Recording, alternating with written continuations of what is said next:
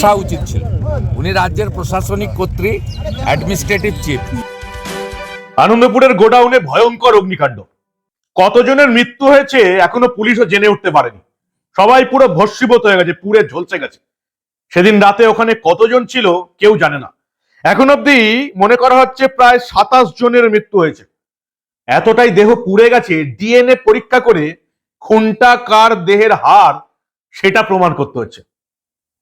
সবচেয়ে বড় কথা, এখানে একটাই প্রশ্ন উঠেছে যে এই যে গোডাউন, মোমো কোম্পানির গোডাউন, এদিক ওদিক খুচরো দু একটা গ্রেপ্তার কলকাতা পুলিশ করছে, কিন্তু মোমো কোম্পানির মালিকদের গ্রেপ্তার করতে পারছে না।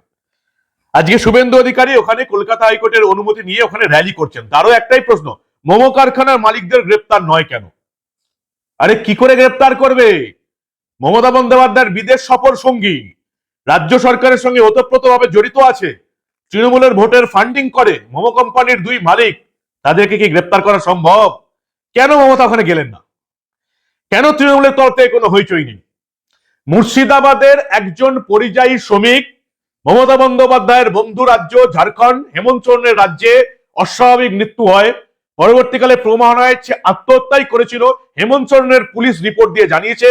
তার জন্য দুদিন মুর্শিদাবাদের বেলডাঙ্গা উত্তপ্ত হয়েছিল, আগুন জ্বলে গেল, জাতীয় সড়ক অবরোধ, ট্রেন অবরোধ, মিথ্যা একটা ঘটনাকে নিয়ে। পরিযায়ী শ্রমিকদের নিয়ে তৃণমূলের মূর্খপাত্ররা যা চেঁচামেচি করে, অবিশ্বাস্য ব্যাপার। আর আমাদের এখানে 27 জন শ্রমিকের মৃত্যু হয়েছে অগ্নিকাণ্ডে। তৃণমূলের কোনো মুখপাত্রের কোনো হইচই নেই। মমতা বন্দ্যোপাধ্যায় ছুটে যাননি, তিনি ছুটে চলে যান সারদা কাণ্ডে রাজীব কুমারকে বাঁচাতে, তিনি ছুটে চলে যান কয়লা পাচার কাণ্ডে প্রতীক জৈনকে বাঁচাতে, ভাইপোকে বাঁচাতে। কিন্তু বাড়ি থেকে এই কয়েক কিলোমিটার দূরে আনন্দপুরে মমতা বন্দ্যোপাধ্যায় এখনো যেতে পারেননি। কি করে যাবেন? তার বিদেশ সফর সঙ্গী মোমো কোম্পানির দুই মালিক সাগর দরিয়ানি এবং বিনোদ হোমাগাই, তাদের কোম্পানি এটা। তৃণমূলকে ভোটের ফান্ডিং করে এই মোমো কোম্পানির দুই মালিক, ফলে তাদের কারখানাটাকে ইস্যু করা যাবে না। 27 জন কেন, 270 জন মারা গেলেও এটা তৃণমূলের ইস্যু হবে না। বাঙালি শ্রমিক মারা গেছে, তৃণমূলের ইস্যু নয়। ভোটের ইস্যু করতে হবে পরিযায়ী শ্রমিক, সেটাও যদি আবার বিজেপি শাসিত রাজ্যে মারা যায় সেটা হবে ইস্যু। কিন্তু শ্রমিক, অথচ আমাদের রাজ্যের শ্রমিক এখানকার গোডাউনে পুড়ে মারা গেছে, তৃণমূল ইস্যু করবে না। কিরকম নোংরা দ্বিচারিতা দল এই মমতা বন্দ্যোপাধ্যায়ের তৃণমূল কংগ্রেস। পরবর্তীকালে জানা গেল যে এই যে মোমো কোম্পানির দুই মালিক সাগর দরিয়ানি এবং বিনোদ হোমাগাই, এদিকে গ্রেপ্তার করা যাবে না, কারণ এরা হচ্ছে মমতা বন্দ্যোপাধ্যায়ের সফর সঙ্গী। স্পেন সফরে, দুবাই সফরে এই দুজন কোম্পানির মালিক, এই দুজন মমতা বন্দ্যোপাধ্যায়ের সঙ্গে যে জগিং করেছিল না, ওই যে জগিং এর ছবি ভাইরাল হয়েছিল, ওই জগিং এ এদের ছবিও দেখা গিয়েছিল, এই মোমো কোম্পানির দুই মালিকের ছবি। ফলে এখন অব্দি গ্রেপ্তারি বেড়ে 3। পাশের একটা ডেকোরেটিং গুদাম আছে, সেখানকার মালিক গঙ্গাধর দাসকে গ্রেপ্তার করা হয়েছে। মোমো কোম্পানির দুই আধিকারিককে গ্রেপ্তার করা হয়েছে। মনোরঞ্জন সিট কোম্পানির ম্যানেজার এবং ডেপুটি ম্যানেজার রাজা চক্রবর্তীকে গ্রেপ্তার করা হয়েছে। কিন্তু কোম্পানির মালিক সাগর দরিয়ানি এবং বিনোদ হোমাগাইকে গ্রেপ্তার করা যাবে না। নবান্নের 14 তলা থেকে কলকাতা পুলিশের কাছে এখনো সবুজ সংকেত আসেনি। সবুজ সংকেত এলে এই দুজনকে গ্রেপ্তার করলেই এখানে মমতা বন্দ্যোপাধ্যায় চলে আসবে, তৃণমূল চলে আসবে, সবার সঙ্গে ছবি আছে। রাজ্য সরকারের স্পন্সর, রাজ্য সরকারের অনুষ্ঠানের ছবি আছে, ফিরাদ হাকিমের সঙ্গে ছবি আছে, মমতা বন্দ্যোপাধ্যায়ের সঙ্গে ছবি আছে, এমনকি এদের নিজস্ব পোস্টও আছে সোশ্যাল মিডিয়ায়, মমতার সঙ্গে বিদেশ সফরে গেছে। তো কি করে অ্যারেস্ট হবে? মমতার বিদেশ সফর সঙ্গী দুজন কোম্পানির মালিক কি অ্যারেস্ট হতে পারে বলুন তো আপনারা? কেন ফালতু চেঁচামেচি করেন? মমতা বন্দ্যোপাধ্যায় এটাকে ইস্যু করবে।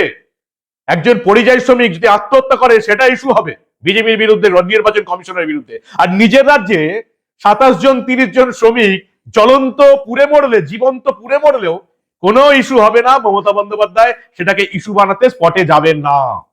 খুব সমস্যা। রাজ্যের বিরোধী দলনেতা শুভেন্দু অধিকারী দুদিন ধরে ওখানে পড়ে আছেন। গতকাল বিক্ষোভ আন্দোলন হলো, আজকে কলকাতা হাইকোর্টের অনুমতি নিয়ে ওখানে র্যালি হচ্ছে। শুভেন্দু অধিকারী কি বলছেন এটা নিয়ে দেখুন আপনারা।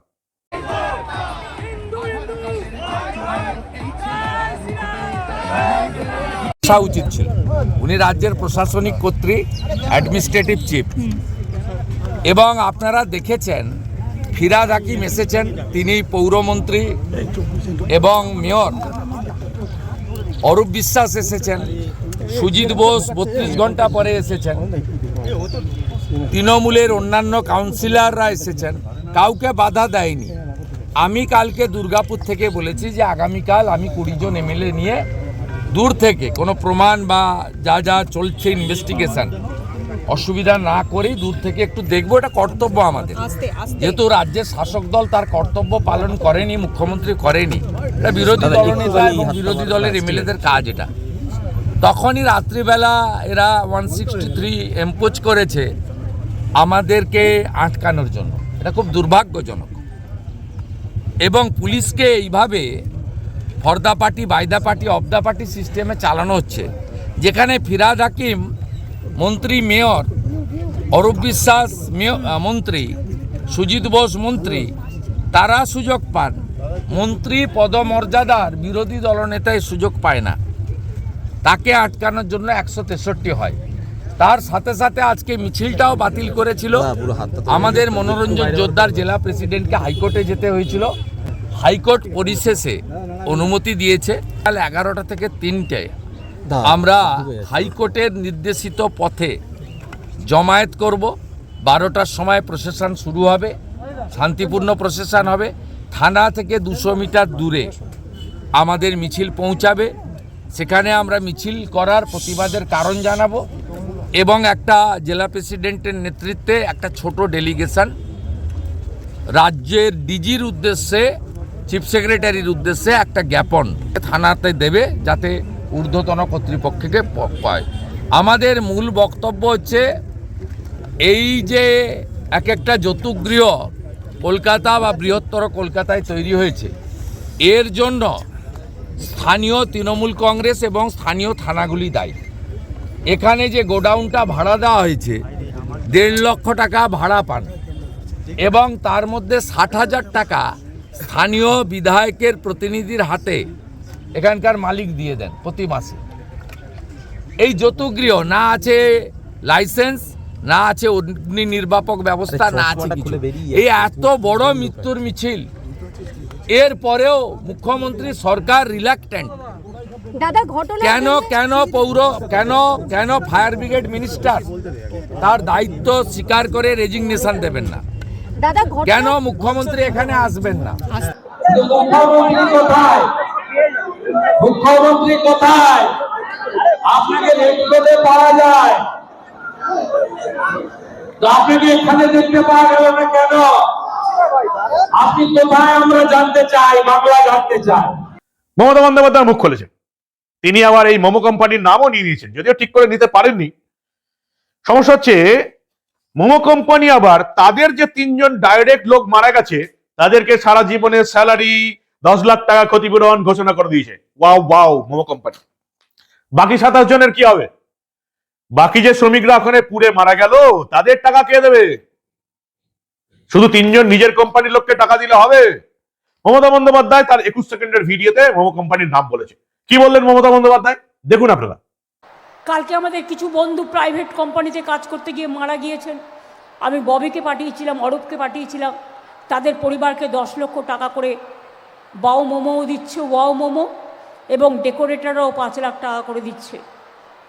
এবং পুলিশকে আমি বলেছি তাদের পরিবারকে 1 জন করে সিভিকে চাকরি দেওয়ার জন্য।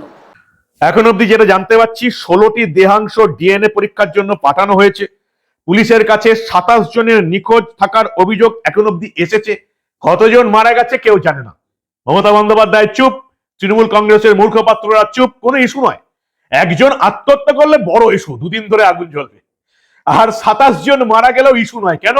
কারণ তাদের মালিকরা মমতা বন্দ্যোপাধ্যায়ের কাছের লোক রে বাবা। মমতা বন্দ্যোপাধ্যায়ের কাছের লোক হলে অপরাধ করা যেতে পারে, বেআইনি কাজ করা যেতে পারে, নিয়ম না ভেঙে গোডাউনে এরকম সিস্টেম চালানো যেতে পারে। মমতার কাছের লোক, কারো কোনো ক্ষমতা হবে? কলকাতা পুলিশের ক্ষমতা আছে মালিকদের গ্রেপ্তার করবে, যতক্ষণ না মমতা বন্দ্যোপাধ্যায় বলবে। ক্ষমতা নেই কলকাতা পুলিশের। দলদাস চরিজারা পুলিশের এমনি সিদ্ধারা নেই, কিন্তু মমতা বন্দ্যোপাধ্যায়ের 2 বিদেশ সফর সঙ্গীকে দুম করে গ্রেপ্তার করে নেবে কলকাতা পুলিশ, এটা যারা আশা করছেন তারা মূর্খের স্বর্গে বাস করছেন। 27 জনের নিখোঁজ থাকার অভিযোগ। 21 জন পূর্ব মেদিনীপুর জেলার শ্রমিক। বারুইপুর পুলিশ জেলার সুপার শুভেন্দু কুমার কি বলছেন? আমরা আরো 5টি দেহের অংশ উদ্ধার করেছি। সমস্ত ডিএনএ ম্যাচ করে তবে কোনটা কার হার তবে সেটা বোঝা যাবে। রাজ্য সরকার 10 লক্ষ টাকার ক্ষতিপূরণের ঘোষণা করেছে, শোক প্রকাশ করেছে, কিন্তু ভোট এসে গেছে, ইস্যু করা এটাকে যাবে না। একজন পরিযায়ী শ্রমিক আত্মহত্যা করলে সেই মিথ্যা ইস্যুটাকে নিয়ে দুদিন ধরে মুর্শিদাবাদ জ্বলবে, কিন্তু কলকাতার বুকে 27 জন পুড়ে মারা গেলেও তাদের মালিককেও গ্রেপ্তার করা যাবে না, তৃণমূল কংগ্রেসের সেটা ইস্যুও হবে না। এরা কি শ্রমিক ছিল না? এরা কি বাঙালি শ্রমিক ছিল না? মাননীয়াকে এবং তার দলবলকে আমার প্রশ্ন, কি বলবেন আপনারা? এরকম নোংরা দ্বিচারিতার দল আগে এই ভারতবর্ষে কোনোদিন হয়নি।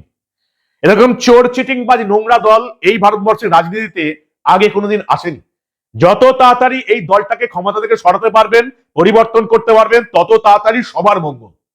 এখন মূর্খ তোলামরিলা তো এটা বুঝবে না, কিন্তু আপনারা যদি মূর্খ না হন তাহলে ভোটের সময় এই সমস্ত জিনিসগুলো মনে রাখবেন। এত কিছু দেখার পরেও যারা মমতা তৃণমূলকে ভোট দেবে তাদের গায়ে মানুষের চামড়া আছে বলে আমি অন্তত মনে করি না।